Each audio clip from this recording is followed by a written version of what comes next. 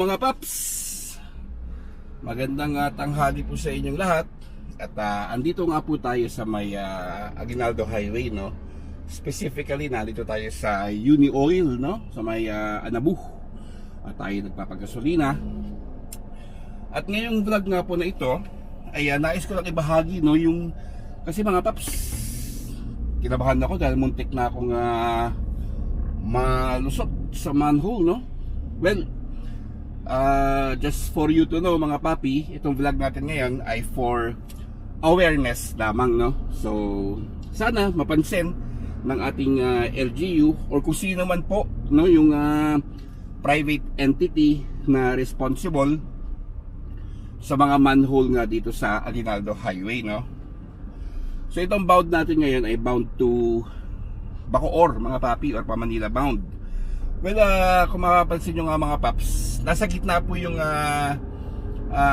problema dito na manhole, no? So marami nga po yan mga papi.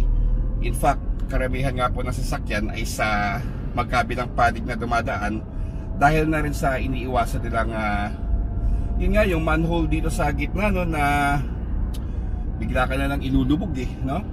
Tulad nga po itong nasa harapan natin. Ito yung una, no? Yan, yun. Sana nga po maisaayos na to ng mga pribadong kumpanya o sino man, no? Sana rin mapansin ng LGU. Tulad ito pangalawa, yan, no? Yan. Hindi nyo na siguro masyadong kita sa camera mga papi, pero sa mga taga Cavite, I'm sure na nararanasan nyo rin to. At yun nga, nabagal ang ating takbo, lalo na pag nakandito tayo sa linya ng gitna, dahil nga po sa mga manhole, no? So, ako nga sa gilid na ako dumadaan mga paps sa outer lane, no? Ito pa mga paps, oh. Yan. Sabi ko nga, hindi lang masyado kita sa camera, pero in actual mga papi, ay ang gara nga po talaga ng pagkatapal ng manhole dahil bigla ka na lang ilulubog. At aside sa mga manhole ito mga paps, meron nag-iisa dyan, no? Mamaya papakita ko sa inyo mga papi kung saan muntikan na nga po ako. At I'm sure marami na nga rin po naka-experience, no? Ito pa mga paps, yan. Marami na rin naka-experience na yun nga, na delikado yung tinakpan lang nung parang cover nila na bakal. Ito mga paps, oh, kita nyo naman ang dami niyan, no? Yan. So again, sabi ko nga, ito'y for awareness purposes lamang. Hindi ko na po maiisip kung anong platform ko siya ilalagay nang sa ganun ay mabigyan ng pansin. So naisipan ko nga lang po na dito na lang sa YouTube, syempre pati na rin sa Facebook natin mga papi, no? Ito, yan, yun. Nang sa ganun ay makarating nga sa kinakaukulan, no?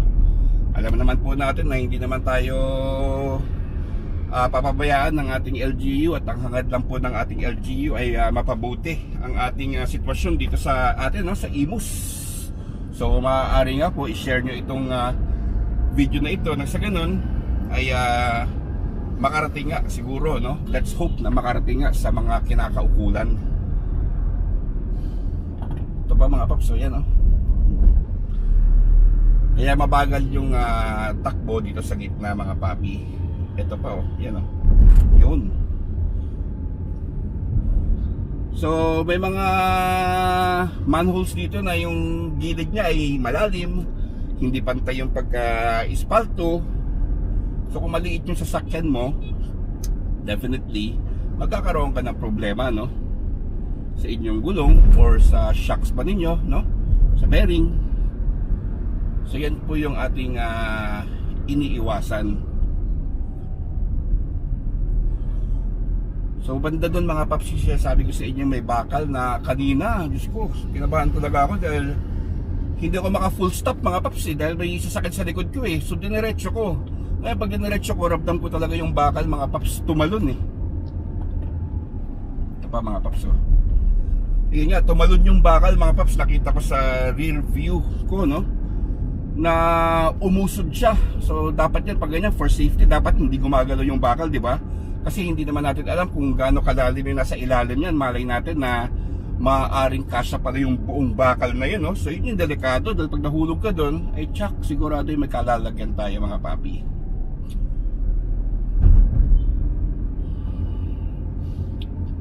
Ito yung mga manhole ito mga paps. So yan, ayun. So marami po yan, no, dito sa Aguinaldo. At tayo nga mga paps, syempre bilang isang mamamayan ng Cavite, no, ipapakita na natin sa inyo yung mga flaws na nangyayari nga dito sa ating bayan, no. At ang purpose nga lang po dito is for awareness purposes, no. So wala po tayong intention manira or what, no. It's just for awareness. So mga paps, tayo sasadyang tumabi muna dito sa isang bahagi na ito at sarado naman yung shop na ito nasa kaliwa natin. So yan po yung mga papi, yung nasa ito mga paps, papakita ko sa inyo ha. Yan, yun yung may bakal na yun, nakita nyo naman may dumaan, di ba? So nakalubog na nga po yung bahagya niya mga paps, yun, no? Yun. Yan, dyan ako kanina mga paps, yun, no? So mga paps, hindi natin alam, no, kung gaano kalalim yan, or maaari naman siguro na hindi kakasya yung square na bakal na yan. But still, napakadelikado po niya mga papi, at sana nga mabigyan ng pansin, no? So ang gagawin nga po natin ngayon, ibababa tayo para makita natin siya ng malapitan.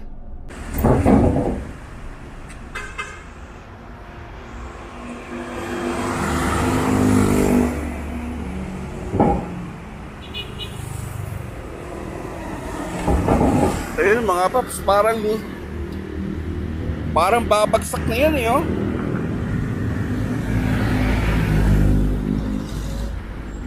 So dapat lagyan siguro ng warning device dito, na huwag mo na padaanan yan dahil nakakatakot po talaga mga papi.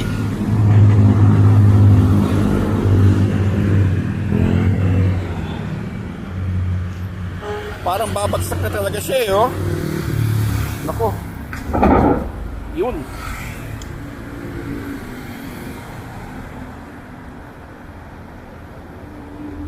Huwag na sana nating antayin na meron pang madisgrasya dito mga paps. Delikado na, oh. Dapat to may warning device na talaga dito, oh.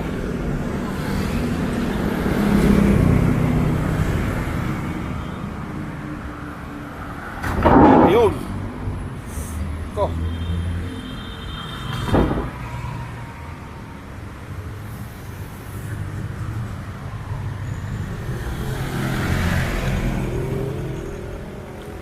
Napakadelikado.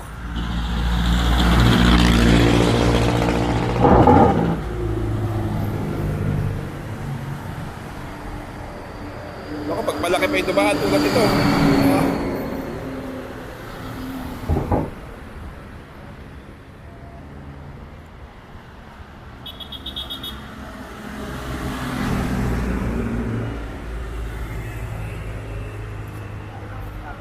Para madalaglag na talaga siya, oh.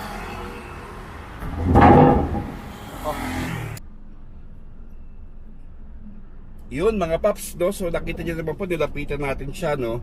Though wala naman tayong, hindi naman po tayo nasa kapangyarihan para maglagay ng something dyan. Sa ganun ay hindi na nga po daanan, dahil nakita nyo naman po kanina sa malapitan ay babagsak na nga po talaga yung bakal, no?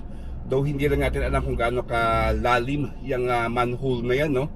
So sabi ko nga po sa inyo, through my platform, no, i-share natin to sa YouTube natin and sa Facebook, dahil ito lang nga po ang paraan natin nang sa ganun ay kahit papano ay makarating nga po, no, sa mga kinakaukulan. At ganun din mga paps, sana ma-share nyo itong ating itong video na ito. Nakakatakot pag malaki yung dumadaan pagpasin, no? Yung mga papi, oh. Uy, dako, delikado. Syempre yung gilid niyan, matulis din yan mga paps. Delikado rin ang gulong dyan, no? Sabihin man natin na hindi babagsak yung manhole na yan, but still, dako, yun, no? Dako mga papi, sana malagyan ng warning device dyan. Nakakatakot, eh. Tulad nga pa nasabi ko sa inyo mga paps kanina, muntikan na rin ako dyan. naramdaman ko talaga yung pagbagsak ng gulong ko eh. At kitang-kita ko nga po yung bakal sa aking rear view mirror, no, na talagang tumalon.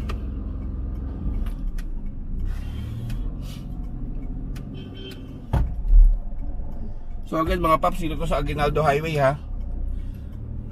Malapit sa Shakey's. Iwasan natin sa mga papi.